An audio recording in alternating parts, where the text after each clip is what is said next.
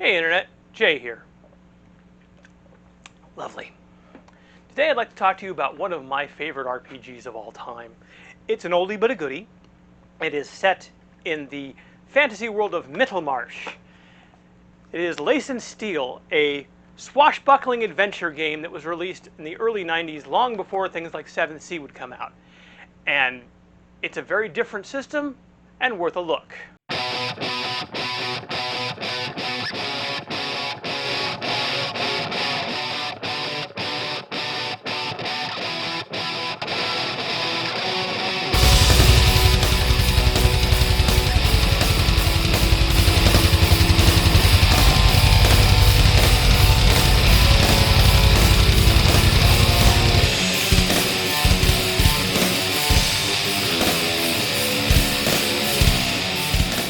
So, first off, let me start with a little bit of a backstory. I got into this game because of the artist Donna Barr. She wrote or drew one of my favorite comic book series, which someday I am going to do a video on that. But hearing that she was doing all the art for this game, when, by the way, she's done art for other RPGs, Traveler most notably, I thought, well, it sounded pretty interesting. The other big thing was that it came with cards. Never played an RPG with cards before at that time. Now they're kind of commonplace sometimes, but why not give this a try? So Lace and Steel was designed by the amazing Polly Kidd, who originally this edition came out from the group called the Australian Gaming Group. There was a second edition by Phage Press, and the game is currently available through Drive-Thru RPG for those of you who, after hearing me rant about it, find this interesting. Lace and Steel is set in an era that's very similar to the English Civil War, very much a Three Musketeers, Alexander Dumas, that kind of swashbuckling Errol Flynn era.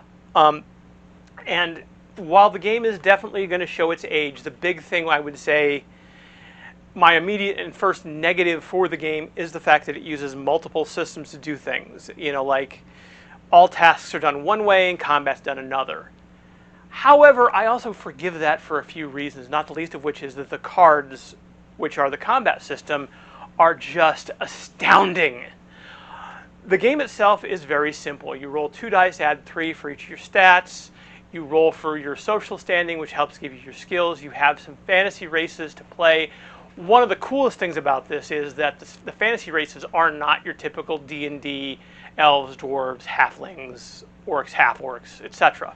Instead, you have humans, of course. You have half-horses, satyrs, pixies, harpies, which is kind of cool to have these different things. Now, I mentioned half horses. I think I called them. Did I call them centaurs or half horses? I'm gonna have to go back and find out. But anyway, officially they should be called half horses because centaur is a slur.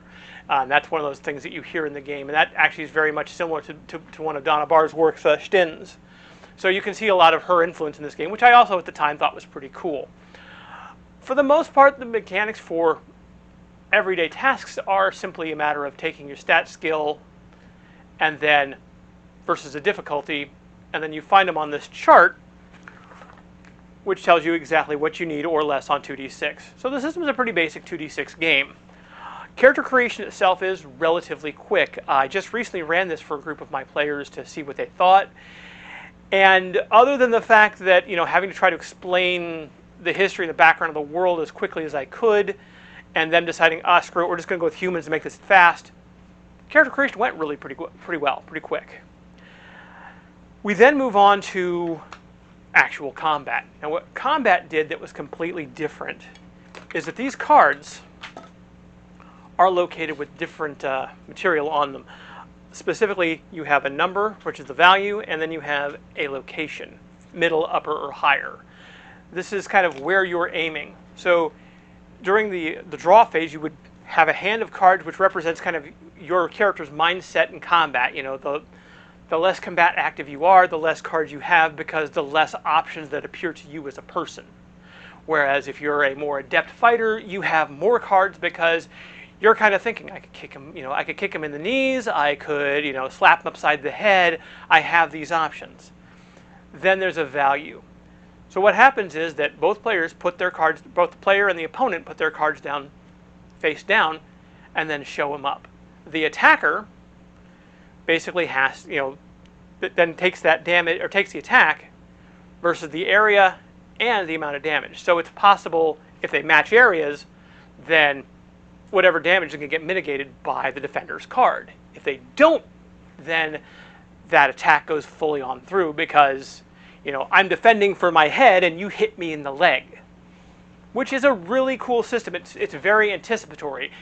What I found with my players recently was, at first they were really confused by this card thing until they started really getting into it, until they played a few rounds, and it was like, wow, I can, all of a sudden the strategy of it came into play. Something that D&D and other RPGs, I'm not just going to rag on D&D here, but, one of the problems with those games is just that. It's that whole idea of, I rolled a hit, you hit. Cool, now I'm going to roll to damage. This instead is kind of more of a, what's he going to do? What is he thinking? Why is he doing this? How is he going to react to my doing this? And there are other cards in here like Intuition, where you can kind of then see the opponent's card and craft your defense around it, which is really cool to kind of give those players something else to think about and to really make the deck sing. Also things like ripostes and parries. So it's not just a matter of hit, but it does add a lot of finesse and skill to the idea of combat. And the world is very cool. It is very similar to 7th Sea in the respect that it is very, Europe of that time. However, I don't think it's quite as cut and dry. Now, I enjoy 7th Sea, but again, looking at a group like, Eisen, that's Germany. Russa is Russia. You don't even have to think that hard about it. It's like it becomes to the point where, someone tells me they're from France, and I just go, oh, you mean Montaigne. You almost have to correct them in that respect, which this game, I think, kind of shuffles it up a bit. And plus, with all the other species and races, you have other things to consider.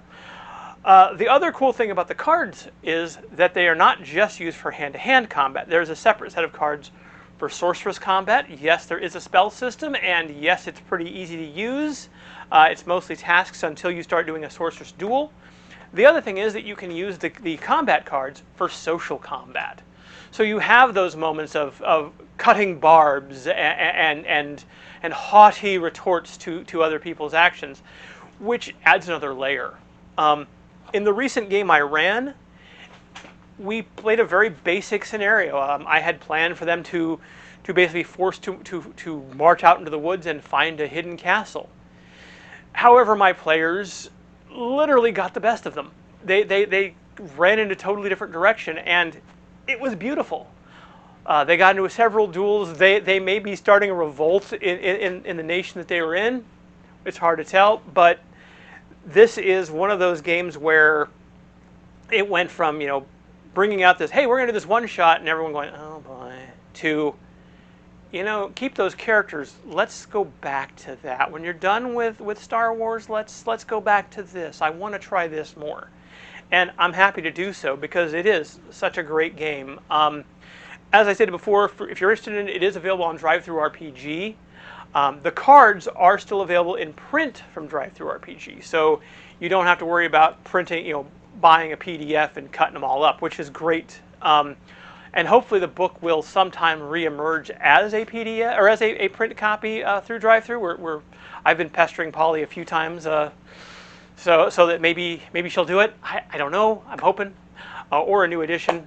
But this is probably the oldest game in my collection at this point, just because a lot of RPGs I tend to buy, and then maybe I'm interested, maybe I'm not. I'll sell it and get another copy later, or a new edition comes out, what have you. This one is my biggest problem with running a campaign is the fact that the books are threatening to fall apart at any moment. But honestly, if you like this genre and are okay with a PDF, I can't recommend this highly enough. I would happily run this over 7th Sea. And again, all due respect to 7th Sea, I'm not trying to say that 7th Sea is a bad game. It's a great game, but this game just does a lot that really will draw your players in. I think that combat system alone is well worth the price of admission. And I can't speak highly enough about that. Anyway, that's my review. 5 out of 5 stars, if you will, and happy gaming, guys.